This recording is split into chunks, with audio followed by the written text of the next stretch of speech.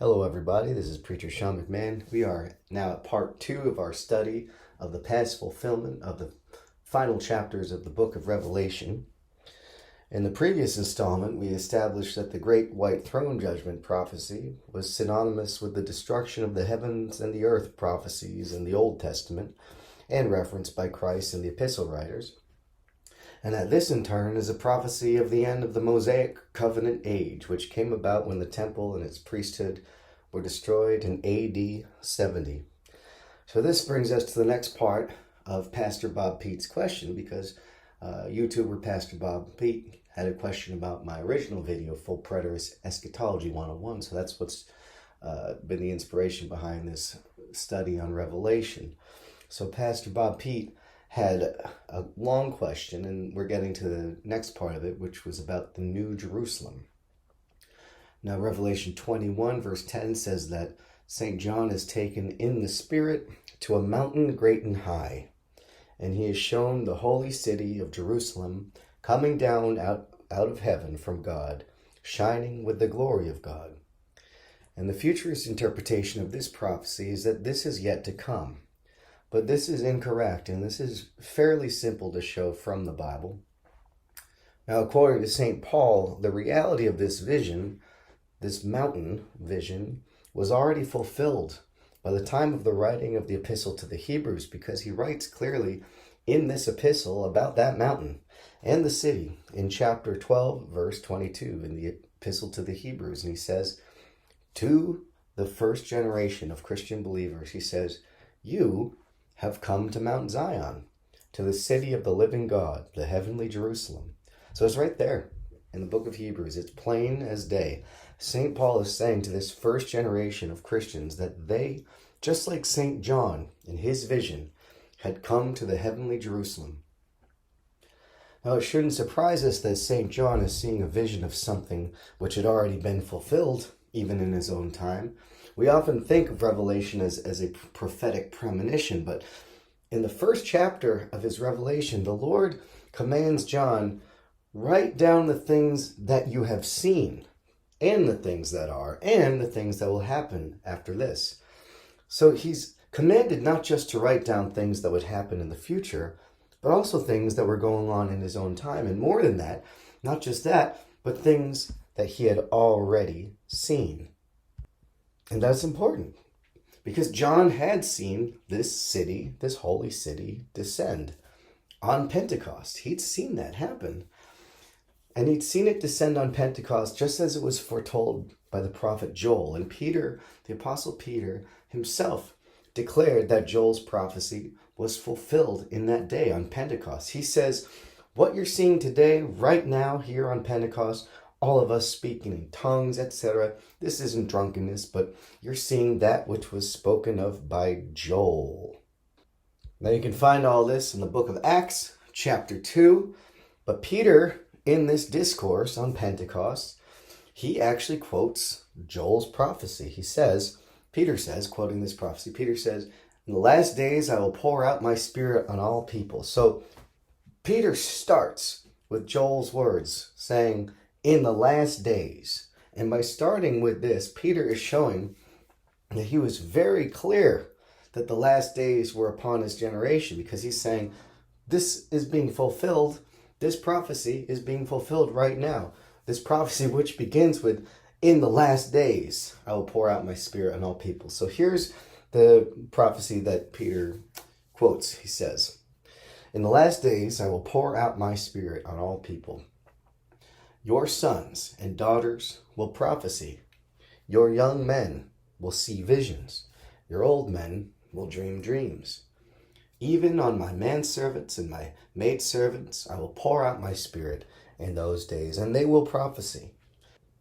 I will show wonders in the heavens above and signs on the earth below, blood and fire and billows of smoke. The sun will be turned to darkness and the moon to blood before the coming of the great and glorious day of the Lord. And everyone who calls on the name of the Lord will be saved. Now I want to touch on one or two things right here, okay? Notice how it says, before the coming of the great and glorious day of the Lord. This punctuates the prophecy saying this is what happens before the day of the Lord, okay? Right before that, he says, blood and fire and billows of smoke, the sun will be turned to darkness, the moon to blood. This is a prophecy that Peter said was fulfilled on this day, okay? So it's established. This is stuff that happens before the day of the Lord, okay? But we're accustomed to thinking that blood and fire, billows of smoke, sun will be turned to darkness, moon turned to blood. People are often taught that this happens on the day of the Lord, right? When the world ends is what they're taught. The prophecy of Joel says, no, all that stuff happens before the day of the Lord. Now, this is crucial. Peter says that this prophecy is fulfilled in his day, in Pentecost.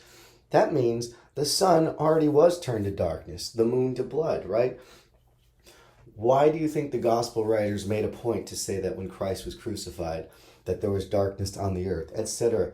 We have to read some of these prophecies into that account because these apostles were writing all these things for a reason, to show that these prophecies were fulfilled. So I wanted to touch on that point because you have to accept Peter at his word. He cited this prophecy with the preface, this is being fulfilled today, okay?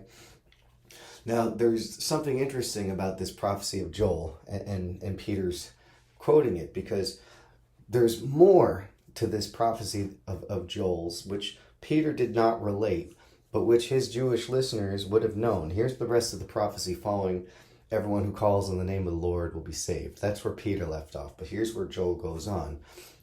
For on Mount Zion and in Jerusalem there will be deliverance, as the Lord has promised, among the remnant called by the Lord. Okay?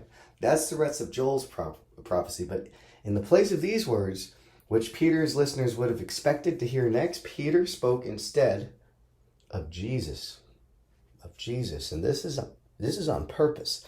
And I'll get to that in a moment. But first, let's look at what Peter says about Jesus here. He says, Men of Israel, listen to this message. Jesus of Nazareth was a man certified by God to you by miracles, wonders, and signs, which God did among you through him, as you yourselves know. So he speaks of Christ's miracles, wonders, and signs. Why? To correspond to Joel's prophecy just quoted, where Joel said, I will show wonders in the heavens above and signs on the earth below. So Peter is saying Christ's wonders and signs had already fulfilled Joel's prophecy. This is more proof Peter taught that the last days of Joel were present in his day. Now back to why Peter substituted the preaching of Jesus with Joel's words about Zion and Jerusalem. Isn't that interesting? Why did he do that? Now, the church is called the bride of Christ. No one argues with that. So I will draw your attention to 2 Corinthians chapter 11, verse 2, okay? Where Paul says, I am jealous over you. I'm jealous over you. That's the Corinthian church. He says, I am jealous over you, Corinthian church, with godly jealousy. For I have espoused you to one husband, that I may present you as a chaste virgin to Christ.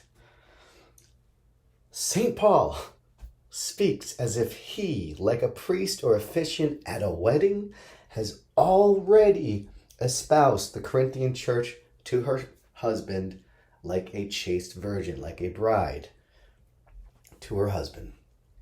Okay? Did you catch that? The marriage has already taken place. Unless anyone say that Paul did not espouse, but rather betroth, right? Or pledge a bride to be to her husband to be. Got to compare the Greek. The word used here is herma semen. Okay, whereas with Joseph and Mary, no one argues that they weren't married. Joseph and Mary were not yet married, but betrothed or pledged. And the Greek word used there is menesteo. And the usage is consistent throughout the text. So Paul did not betroth the church in Corinth to God, right?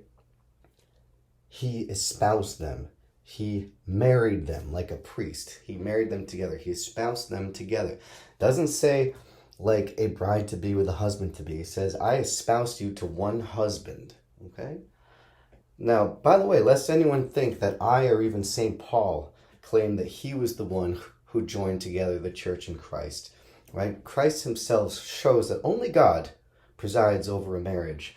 When he said regarding marriage that a man and wife united in marriage are one flesh, and therefore what God has joined together, let not man put asunder. That's what he says in Mark 10, verse 9, right? He talks about marriage. He says, that is God's work. What God has joined together, let not man put asunder. So, by the way, a bride and her husband are joined in marriage. And when they're joined in marriage, they're one flesh. They are one body. So, bearing that in mind, recall that Revelation describes the New Jerusalem, who we know to be the church, descending like a bride. Okay? Why wouldn't this bride also be one body with her husband in marriage, right? What God has joined together is one flesh. Let not man put it asunder. Therefore, if the bride, the church, is Mount Zion and the heavenly Jerusalem, then the husband with whom she is one flesh is also Mount Zion and Jerusalem. And this is why St. Peter speaks of Christ in place of Joel's words about Mount Zion and Jerusalem, because just as the prophecy says that on Mount Zion and Jerusalem there would be deliverance, so is deliverance found in Christ Jesus, who is one with his bride, the church, who is Mount Zion and Jerusalem.